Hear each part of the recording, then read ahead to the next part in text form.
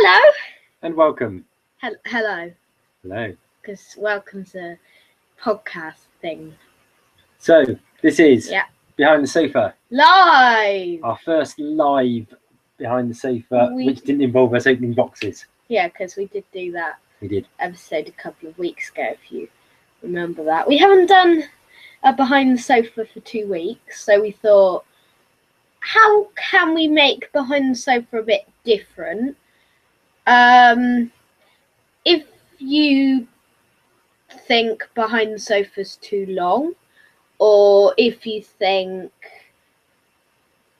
I've never watched that episode, well, now it's changing for Series 9, because as well as the podcast, we will give an overview here on the story overall. So we'll give individual episode reviews on the podcast, and we'll give like overviews on here. Just try and cut that light out there. Because, is that working? No, still a little bit light. There you are. If you move over a little bit into the central. There we go. So we are about to do the podcast in a minute where we will review The Witch is Familiar. We will indeed. And later on we're watching Under the Lake. We are. This is just a full overview, a quick little overview review about what we thought on the story overall. Yes. I just noticed on the video, at the moment it looks like you're the sort of angelic ones. You've got this beam of light shining down over you.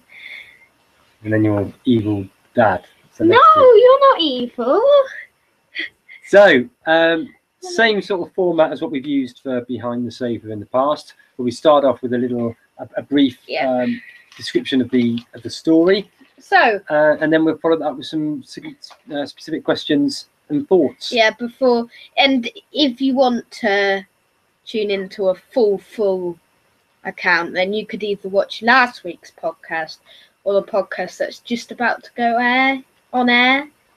So, and our intention will be, correct me if I'm wrong, to do one of these Behind the Sofa live shows for every story in the series. That doesn't necessarily mean every week, but every two weeks when there's a new story. So in 2 weeks we'll do like an Under the Lake Before the Flood one. Yeah. So, where is the Doctor? When the skies of Earth are frozen by a mysterious alien force, Clara needs her friend, and survival seems impossible. Trapped and alone, will the Doctor be able to resist his greatest temptation? Entices you in, eh? It does. Are you enticed? Yeah. I hope you are. Have you seen it? Did you watch it? If you have watched it, then let us know what you thought below, because we might even read some of them out on the podcast. We may do. If you haven't watched it, you better go and watch it quickly, because otherwise we're going to spoil it for you. Yeah. Because we'll probably mention a few things that would be spoilers for those who haven't seen it. So turn off now. It's spoiler alert. And if you don't know, it says original in the title. That means because we're going to do 2 versions, we're going to do one which has edited and with pictures and all that fun stuff going on. So if you're not, you might be watching it live, you might be watching it an edited version later. Regardless, we're happy you're here. Yes. It's lovely to see you. So, what did you make of this epic episode then? So it's the first story in this new series. Now, we've got different opinions on this, haven't we? On certain bits of it, I think we've got a general overall agreement. We've got an overall general agreement that this story is amazing. That this story felt like a finale instead of an opener, and it enticed you into the whole of the rest of the season. But at the same time, you prefer part 2, don't you? I'm in 2 different minds. I'm unsure. I slightly prefer part 1, but that's just my opinion. The reason I like part 2 more, and I'll come on to this a little bit more when we start talking about some of the specific questions, but I love dialogue. Yeah. I love it when you get characters talking to each other. And spoiler alert, the Doctor and Davros had a long face-off. They did. Who had the longer face? Do you think? And then he put on his Sonic sunglasses. Yeah. So we've got loads of new things actually. In fact, there's loads to talk about with this episode. There is. We're going to try and keep it to about 20 minutes because we've got full review on the podcast. If you want to listen to that, that'll be slightly longer probably. And plus, because your mum says you talk too long. She might be listening now. So, and she'll say watching. It's too long. Yes. So, first of all, then let's get our usual roundup of setting the scene. Who is the Doctor? If we didn't already know. The Doctor is Peter Capaldi. So, second series of Peter Capaldi in the lead role. No, and how good was he? Definitely in part 2. I like his darker edge because it's a bit different. Mm-hmm. The only bit I didn't like in part 1 was the bit when the Doctor was sort of introducing sort of slang words to the past, and he was sort of going a bit mad. The tank guitar scene I don't mind. I know you dislike that scene a lot. But the tank and the guitar and the tank scene, it's quite fun. Quite a grand entrance, but at the same time it went on for too long. I think, because for those that have seen it, there is that in the first story, the first time we really see the Doctor properly after the intro is when he arrives, when Clara and Missy are both looking for him, and all of a sudden he appears playing, I can't remember what he's playing now, but he's sort of like playing some meaty hooks on his guitar on a tank, and it is probably as grand an entrance as you can ever get. And it's, part of me did think that's very funny. It's a real big entrance. It's as OTT as you can imagine. It is quite OTT, and I don't usually like OTT things because the Russell T Davies era sometimes irritated me. Not saying I didn't like all of the Russell T Davies era. Some great ones in there. Mm-hmm. Sometimes it may have even been better than the Stephen Moffat era, but not at most points. Yeah, it definitely has more OTT-ness. It does. In RTD. In RTD. Yeah. RTD, OTT. It's sort of more family friendly. Yeah. But I think, so part of me thought, yeah, that's really grand. And part of me just thought, wow, a little bit cringy. But that's me. Yeah. What do you actually make of Peter Capaldi generally? Peter Capaldi, he was great in this story. As I was starting to say that, as I said, he was a little more. I like his darker edge, so I preferred him in Witch is Familiar. Mm-hmm. I preferred Magician's Apprentice in an episode, but the Doctor, I preferred him in Witch is Familiar, and also there's that great scene in the chair, which we'll go on to a bit later. Yeah. So, to me, Peter Capaldi within we're probably actually about halfway through his first series, immediately jumped up to being my second favourite Doctor after Tom Baker. It's difficult to beat Tom Baker because Tom Baker is, let's face it, Tom Baker is the Doctor. In capital letters. The Doctor. But Peter Capaldi's got a lot of Tom Baker about him. Yeah, while still bringing his own ness about it, his own take on it. And I was immediately won over. I know not everybody was. No, some people thought he's too dark. He's too like Colin Baker, which we personally think Colin Baker's a tiny bit underrated. But people are starting to feel sorry for him. Yeah. At the moment, but we personally don't mind him. We like Colin Baker. We like all the Doctors. We do, but we like that sort of darker edge, don't we? We do. If you haven't guessed. Yeah. And actually, if I had a concern about this series, it was those initial bits of dialogue that seemed to be coming through that this wasn't going to be quite as dark. Yeah. And I thought, I like the dark stuff. I do too. That's why I was thinking. I was anticipating this series more than I was before Series 8 because I thought Series 8 was. I didn't used to like the dark things, but now I do. I think the good thing about it is 2 stories in, and who knows what else comes through from this series. But from two 2 episodes in, sorry. Yeah. What is apparent is that they've got a really good balance between humour and darkness. And I think the one tonight, Under the Lake Before the Flood's, going to be a bit darker because of the ghosts and everything. So we'll review that over the next couple of weeks on both this and podcast. So we know that the Doctor is Peter Capaldi. Who's the companion in this story? Clara. But you can also say Missy, kind of. I think you can, yeah. I think you can say it's a bit different. Yeah. It's Missy, for those who don't know, is the reincarnation of the Master in Dark Water, lady Death form. and Heaven spoilers. Yeah. But everyone should have watched that by now. Yeah. That was like almost a year ago. Yeah. So we know that, but in this one is a little bit different than last time we saw her, because this time she's sort of a companion, isn't she? Is. She's sort also of like trying to find the Doctor. Twist on a companion, like a bit different to Turlo, I suppose. But Turlo was a bit of a twist on a companion. Yeah. Nobody seems to ever talk about Turlo. He's sort of forgotten a little bit. But we like him, don't we, Turlo? He's my favourite companion for the 5th Doctor. Not ever, but for the 5th Doctor. But still, I find the TARDIS is a bit too cramped in that era. Yeah, it is a little bit. With annoying teenagers. But in this instance, we don't really. It's not too cramped, is it? Because we've just got. And hopefully, we won't see that in class. So, what do you make of not Missy? What do you make of Clara in the story? Clara, she sort of seeks adventure a bit more. Yeah. In this series, I know she will. She's good.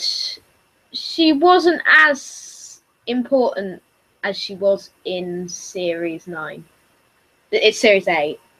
Yeah, not yet anyway, is it? Not yet, but if Clara dies or Clara leaves, we haven't heard the rumour, which we're hiding from.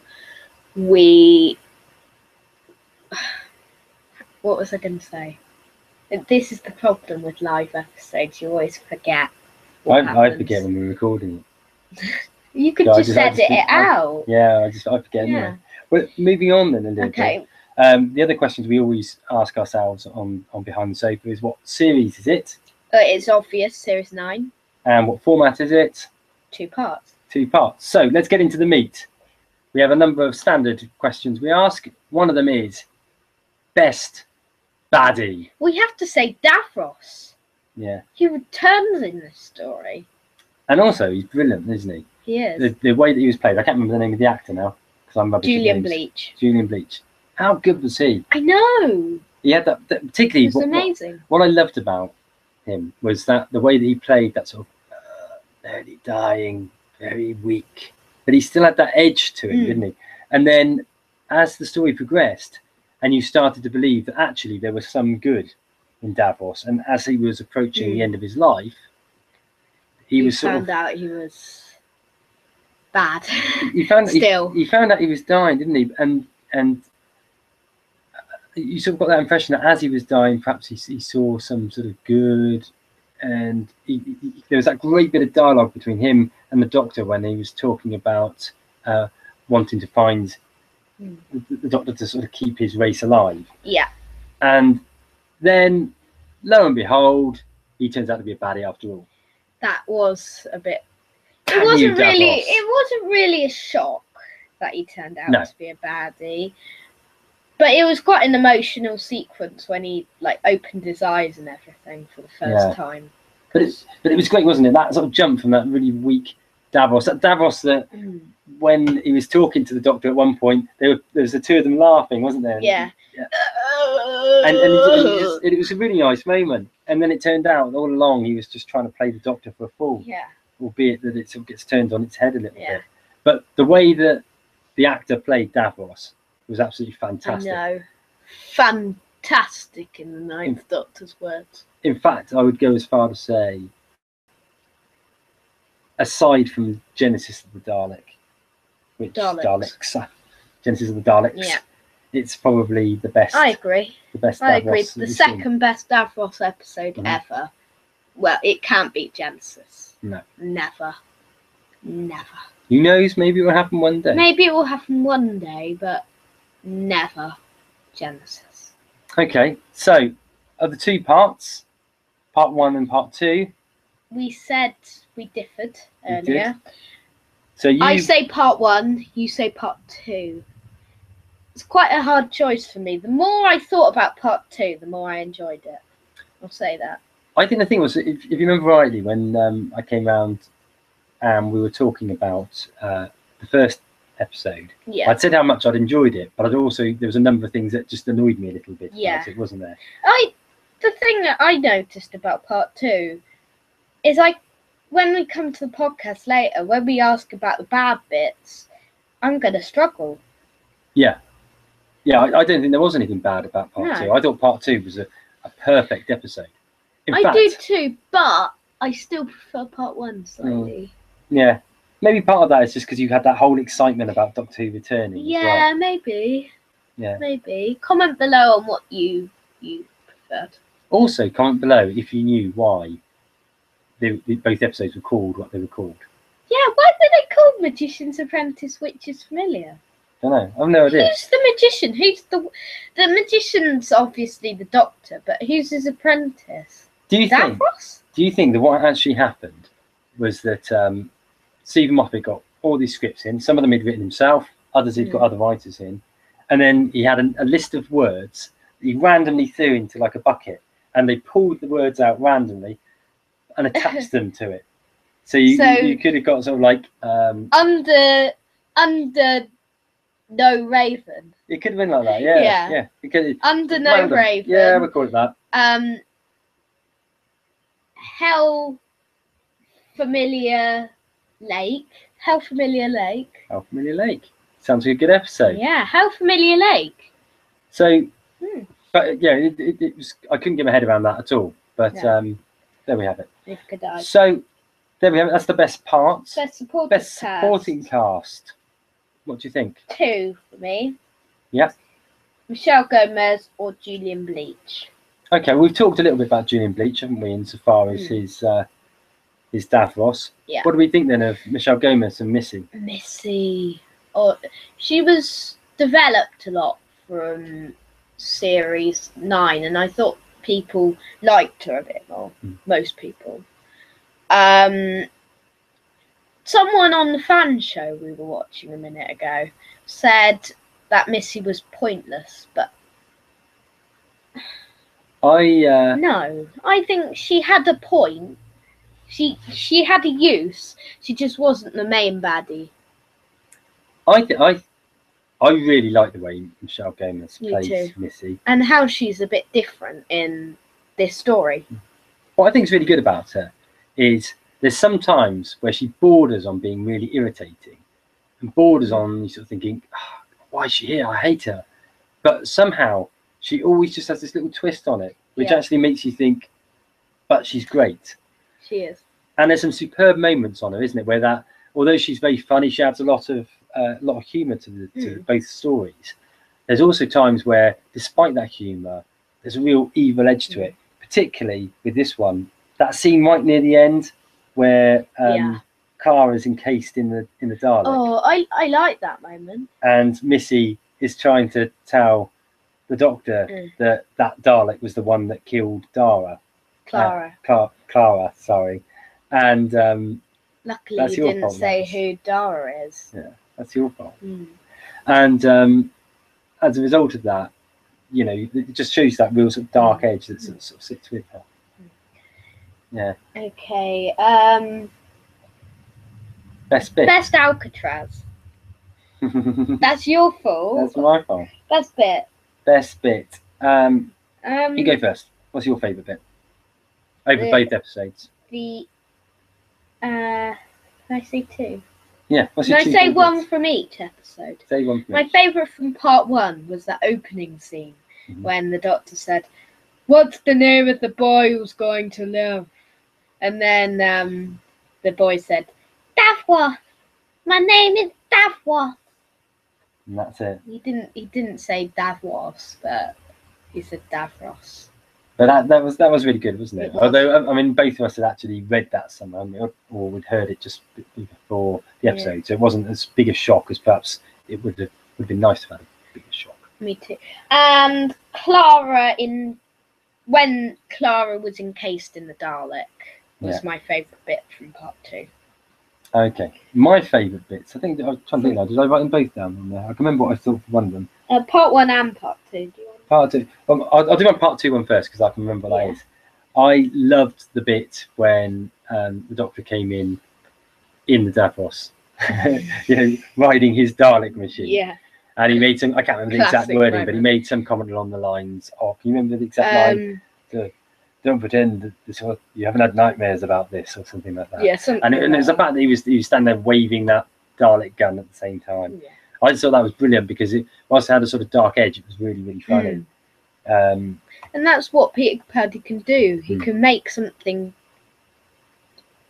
funny dark. Yeah. And also, of course, the other... Or vice versa.